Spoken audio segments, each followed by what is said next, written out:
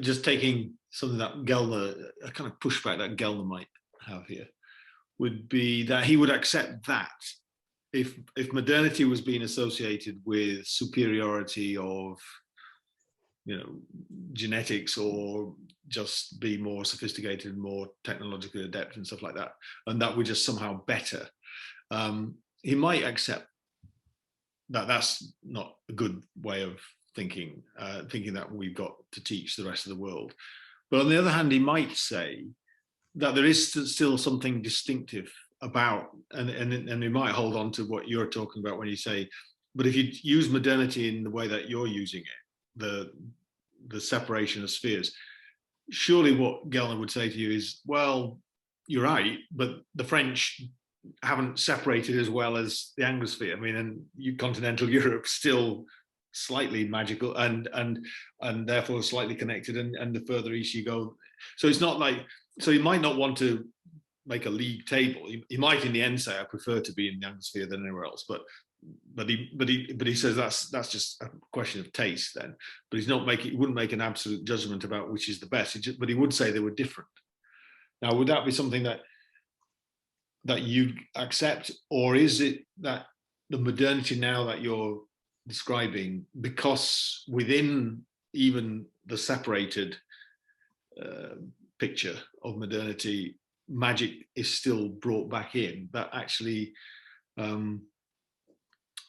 the differences have been exaggerated? So even if we take away the valuation, this is better than that, we're the kings and you're nothing, if we take away that, would Gellner still have a point, or do you think that actually, if you look closely at, say, the Anglosphere, actually David Hume, who you can see that he might have been some sort of Asian philosopher, really, is actually binds the modern with the non-modern in a way that perhaps we didn't foresee? Well, I think one thing I would agree is that they are different. I mean, one doesn't want to eliminate the differences by making people aware of the similarities. And therefore, I think the Anglosphere is different from the continental system, and that is different from there are big differences, though they're not as great as many people think they are, which is really what I was saying. But the combinations in the Anglosphere are different from the combinations in the other cases. The second thing is that what Ernest, he does touch on something that has to be dealt with, which is a paradox. I mean, one of his main arguments is, okay, so ours is no better, but look what it's done. We now live in a much wealthier, resource-rich sort of world. And this is something that didn't occur elsewhere. In other words, there was something, we can no longer easily call it the scientific revolution, but something happened,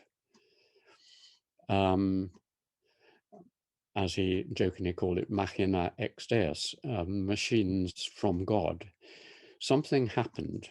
So the system works. There's something curious about what was developed in the 16th, 17th century, which produces the goods which weren't produced in China or Japan or India. And surely that is a signal that there is something different going on. Now, I think if you redefine science as I've suggested before in the way that John Zeman does, as reliable knowledge, and then you add on the definition that it's how it works is through random variation, through lots and lots and lots of experiments, as it were, and then finding one that works and keeping it. So random variation and selective retention.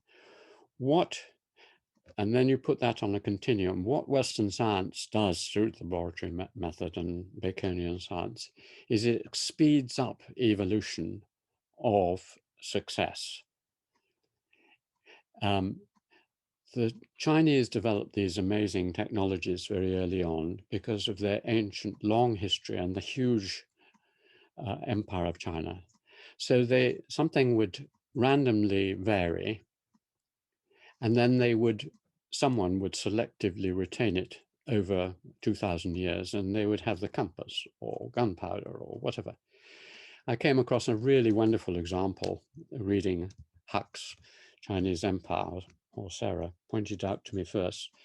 This was that one of the most famous emperors in Chinese history, the Kangxi Emperor in the 18th century or late 17th century, who was one of the Qing emperors, Manchu emperors. He went out and one day he was in the countryside. He was looking at a field of rice. This was in sort of May, June, and the rice was beginning to ripen. And he suddenly noticed a piece of rice, which was right up tall. It was a foot above the other rice, and it was all ripe 2 months early. And he thought, this is absolute random variation. So he thought, that's strange. I wonder what that rice is doing and whether, we could make something of it. So he got his servant to dig it up and plant it.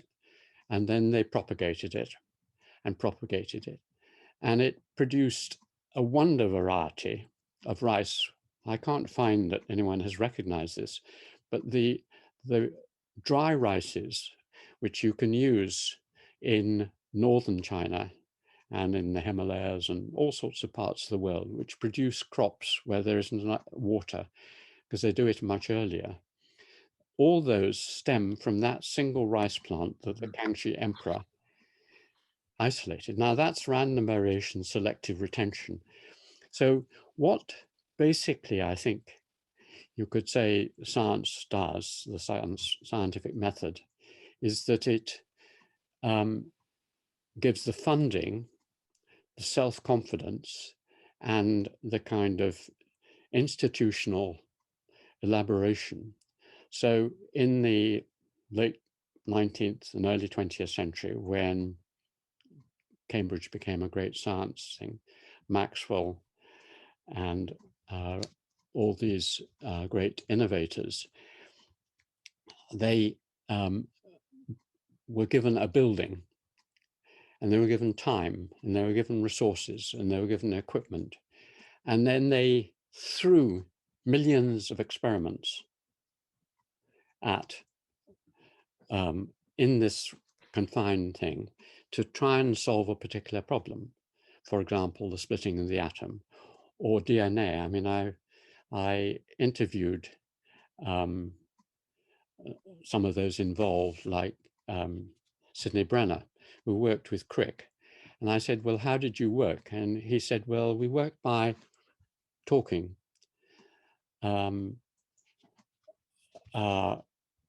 Crick we would just spend hours and hours in our room in the Cavendish. He would get up on the board and he'd say, how about this? Let's try this. And I'd say, nonsense. And he'd say, yeah, nonsense. Then I would say, how about this? And he'd say, nonsense. Actually, Einstein says, and it's one of my favorite quotes from him, he says, I have 100 ideas, 99 of them are wrong, and sometimes one of them is right. This is how science proceeds and how civilization succeeded in forming reliable knowledge. It works. This is how children learn about the world. They experiment with 1,000 failures, and then one thing works and they hold on to it. And all that the West really did was to encourage people to do that and allow them to do that. And once they had done it, and this is the other part of the Ernest story, is that they weren't then squashed. Because in most civilizations, I mean, if you had been in a religious phase of Islamic civilization or certain phases of Chinese civilization or all around the world, you come up and you say, "Oh, I found a new form of rice." Shut up! We've got a monopoly on the rice trade, and we don't want you dabbling in. You know, I found a new form of better pottery. Oh no, this. So basically, you get cartels, and you get pressure, and you get famously the religious, the mullahs come in, or the whoever come in. You know, the folk stories about Galileo are an example. You know, oh, maybe the astronomical version you have is not correct. You know, send him off to the Inquisition. So basically, it was the toleration and the support, institutionalization of laboratory science, which gave the West. And once you realize that, you can just take it. It's like, that's why the Chinese can do it and are now among the greatest scientists in the world. You just take the Cavendish laboratory and you plonk it in Wuhan or wherever it is. And hey presto, you get, some people would say you get COVID and some people would say you get something else. Basically, it's a form of organization. It's a bureaucratization of knowledge, which is very effective. Doesn't mean you're any cleverer.